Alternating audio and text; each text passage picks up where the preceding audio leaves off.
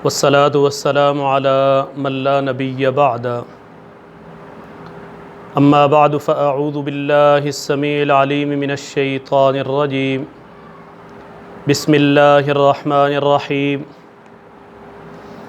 يا أيها الذين آمنوا لا تقدموا بين يدي الله ورسوله واتقوا الله إن الله سميع عليم۔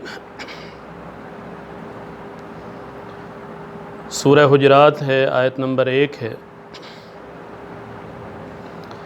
فرمایا ایمان والو، اللہ اور اس کے رسول صلی اللہ علیہ وسلم سے آگے نہ بڑھو، اللہ رب العالمین سے ڈر جاؤ، بے شک رب العالمین سننے والا اور جاننے والا ہے۔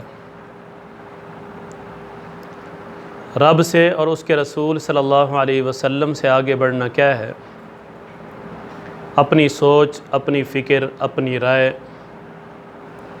اپنا فیصلہ، برادری کا فیصلہ، بڑوں کا فیصلہ، اسے اللہ اور اس کے رسول صلی اللہ علیہ وسلم کے حکم پر، فیصلے پر، احکامات پر ترجیح دینا، یہ اللہ اور اس کے رسول صلی اللہ علیہ وسلم سے آگے بڑھنا ہے۔ سہل بن حنیف رضی اللہ تعالیٰ عنہ صحابی رسول ہیں۔ صحابہ اور تابعین کو درس دیتے ہوئے فرماتے ہیں، فرمایا یا ایھا الناس اتہموا الرأی فی الدین، اے کائنات کے لوگوں، دین کے معاملے میں اپنی رائے سے بچو، اپنی سوچ اور اپنی فکر کو اللہ اور اس کے رسول صلی اللہ علیہ وسلم سے آگے بڑھانے سے بچو۔ فرمایا کہ اگر رائے دین ہوتی، اگر رائے کو ماننا ضروری ہوتا تو ہم اس دن مانتے جس دن اللہ کے نبی کے صحابی ابو جندل مشرکین سے بھاگ کر اللہ کے پیغمبر صلی اللہ علیہ وسلم کے پاس، صحابہ کے پاس آئے اور اللہ کے نبی صلی اللہ علیہ وسلم نے انہیں واپس کر دیا۔ فرمایا پتہ چلا کہ اللہ اور اس کے رسول صلی اللہ علیہ وسلم کے احکامات دین ہیں، یہ حرف آخر ہے اور یہ اٹل ہے، اس کے آگے کسی کی سوچ، کسی کی فکر، چاہے وہ صحابی کی ہو، تابعی کی ہو، تبع تابعی کی ہو، بڑے سے بڑے امام، بڑے سے بڑے عالم کی ہو، کوئی حیثیت نہیں رکھتی۔ پھر فرمایا کہ ہم نے یہ دیکھا، فاروق اعظم رضی اللہ تعالیٰ عنہ نے بھی یہ فرمایا تھا کہ اللہ کے نبی صلی اللہ علیہ وسلم، یہ ایک ایسا معاہدہ ہے جس پر دستخط کیے جا رہے ہیں، ہمارا کوئی چلا جائے تو وہ واپس نہ کریں، ان کا کوئی آ جائے تو ہم واپس کریں۔ اگر کوئی ہمارا شہید ہو جاتا ہے کیا اس کے لیے جنت نہیں ہے؟ میرے نبی نے فرمایا جی ہاں جنت ہے۔ کہا ان کا اگر کوئی مارا جاتا ہے اس کے لیے جہنم نہیں ہے؟ میرے نبی نے فرمایا جی ہاں جہنم ہے۔ فرمایا کیا ہم حق پر نہیں ہیں؟ کیا وہ باطل پر نہیں ہے؟ اللہ کے نبی صلی اللہ علیہ وسلم نے فرمایا ہم حق پر ہیں، وہ باطل پر ہیں۔ پھر کہنے لگے اللہ کے نبی صلی اللہ علیہ وسلم پھر ہم یہ دب کر یہ معاہدہ کیوں قبول کریں؟ تو نبی علیہ السلام نے فرمایا تھا یا ابن الخطاب انی رسول اللہ، اے خطاب کے بیٹے میں اللہ کا رسول ہوں۔ یعنی جو بات نبی کی ہے وہ نبی کی نہیں، گویا کہ رب العالمین کی بات ہے۔ فرمایا وما ینطق عن الہوی ان ھو الا وحی یوحی، اے عمر آپ کی سوچ سوچ ہے، آپ کی رائے رائے ہے، آپ کی بات بات ہے، لیکن نبی کی بات دین ہے اور اللہ رب العالمین کی بات دین ہے۔ پھر فرمایا کہ ہم نے اس معاہدے کے بہترین نتائج دیکھے جو اس وقت ہمیں سمجھ میں نہ آیا۔ ابو جندل جب بھاگ کے آئے پھر واپس کیے گئے، ہمیں یہ بات سمجھ میں نہیں آ رہی تھی۔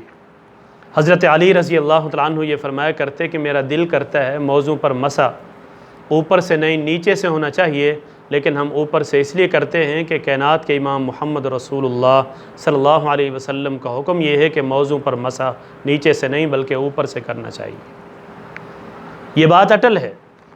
صحابہ کو ہم دیکھتے ہیں وہ اپنی سوچ اور اپنی فکر کو دین کے معاملے میں، حدیث کے معاملے میں گمراہی سمجھتے ہیں۔ صحیح بخاری کی حدیث ہے، کتاب الفرائض اٹھائیے، عبداللہ ابن مسعود رضی اللہ تعالیٰ عنہ، ابو موسیٰ الاشعری رضی اللہ تعالیٰ عنہ کے پاس ایک شخص آتا ہے ایک فتویٰ لے کر، ایک مسئلہ پوچھنے۔ کہا کہ مسئلہ یہ ہے کہ ایک شخص فوت ہو گیا ہے، اس کی بیٹی ہے، اس کی بہن ہے اور اس کی پوتی ہے، وراثت کی تقسیم کیسے ہوگی؟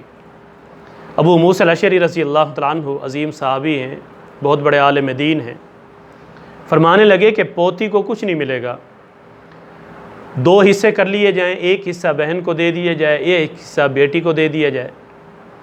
فرمایا کہ میں نے یہ مسئلہ بتایا ہے، مسئلہ ہے ہی ایسے، لیکن یاد رکھو عبداللہ ابن مسعود رضی اللہ تعالیٰ عنہ سے یہ مسئلہ ضرور پوچھ لینا، وہ بھی جواب یہی دیں گے، لیکن ان سے پوچھنا ضرور۔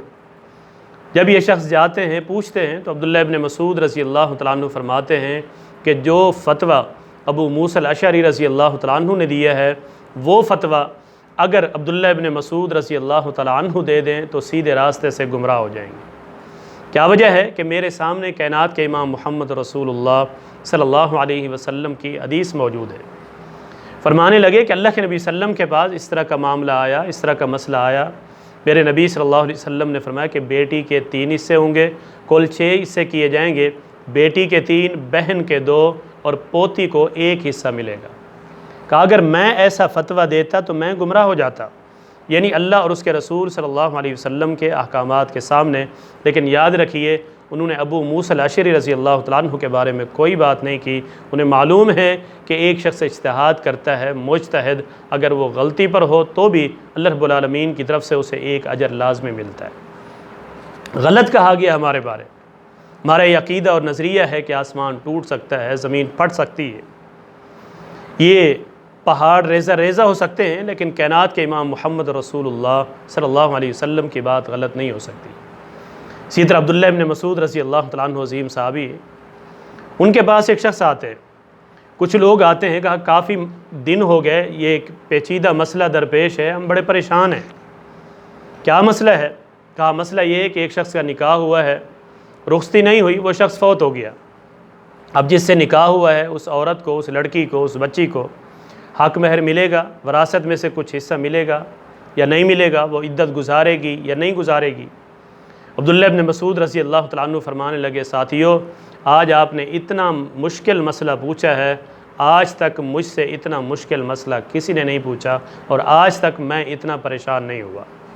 کہا جاؤ علماء سے پوچھو کہ اللہ کے نبی صلی اللہ علیہ وسلم کی حدیث اگر کسی کے پاس موجود ہو تو یاد رکھو اس سے لے لو، اور عبداللہ ابن مسعود رضی اللہ تعالیٰ عنہ کا یہی فتویٰ ہے۔ لوگ جاتے ہیں کچھ عرصے کے بعد، مہینے کے بعد، 15 دن کے بعد، 20 دن کے بعد واپس آتے ہیں، کہا جس کے پاس بھی گئے ہیں وہ یہی کہتے ہیں کہ عبداللہ ابن مسعود رضی اللہ تعالیٰ عنہ کے پاس سے ہو۔ پھر کہا کہ یاد رکھو آج میں آپ کا مسئلہ حل کرنے لگا ہوں، اگر غلطی ہو جائے تو کہنا کہ عبداللہ ابن مسعود رضی اللہ تعالیٰ عنہ کی غلطی ہے، اگر میں صحیح بات آپ کو بتا دوں تو یاد رکھنا یہ میرا کوئی کمال نہیں ہے، یہ اللہ رب العالمین کا فضل اور رب العالمین کی رحمت ہے۔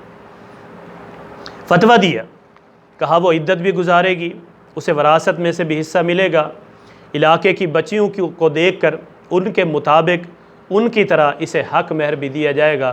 بات پھیلتے پھیلتے ایک قبیلے تک پہنچی، معقل بن سنان صحابی رسول ہیں، وہاں سے گھوڑے پہ سوار ہوتے ہیں، آتے ہیں، کہا عبداللہ خوش ہو جاؤ، ہمارے قبیلے اور ہمارے محلے کی بات تھی، یہی مسئلہ میں نے کائنات کے امام محمد رسول اللہ صلی اللہ علیہ وسلم سے پوچھا تھا، اللہ کے نبی صلی اللہ علیہ وسلم نے بعینہ ہی وہی جواب دیا جو جواب آج عبداللہ ابن مسعود رضی اللہ تعالیٰ عنہ نے دیا ہے۔ تو یہی بات اٹل ہے، اسی لیے فرمایا کہ یا ایھا الناس اتہموا الرأی فی الدین، اے کائنات کے لوگوں دین کے معاملے میں اپنی سوچ، اپنی فکر اور اپنی رائے سے بچو۔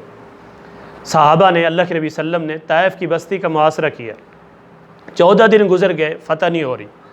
میرے نبی نے فرمایا کہ غدن نرتحل انشاءاللہ، کل ہم انشاءاللہ واپس لوٹیں گے۔ صحابہ کہنے لگے غدن نقتل انشاءاللہ، ہم کل انشاءاللہ ضرور لڑیں گے۔ تو حدیث میں آتا ہے 14ویں دن اتنے زخم آئے کہ جتنے 13 دن میں زخم نہ آئے تھے۔ آپ کی بات بات ہے، آپ کی رائے رائے ہے، اللہ کے نبی صلی اللہ علیہ وسلم کی بات حدیث ہے، رب کا حکم ہے، اسی لیے فرمایا وما ینطق عن الہوی ان ہوا الا وحی یوحی، اللہ کے نبی صلی اللہ علیہ وسلم اپنے لبوں کو حرکت اس وقت تک دیتے ہی نہیں جب تک اللہ رب العالمین کا حکم نہ ہو۔ یہی ہماری سوچ ہے، یہی ہماری فکر ہے، یہی ہماری دعوت ہے اور یہی ہمارا نظریہ ہے۔ ہم اسی چیز کی دعوت دیتے ہیں اور ساتھیوں کو اسی طرف بلاتے ہیں کہ کائنات کے لوگوں اللہ اور اس کے رسول صلی اللہ علیہ وسلم کے احکامات کو تسلیم کر لو، باقی لوگوں کی آراء کو چھوڑ دو۔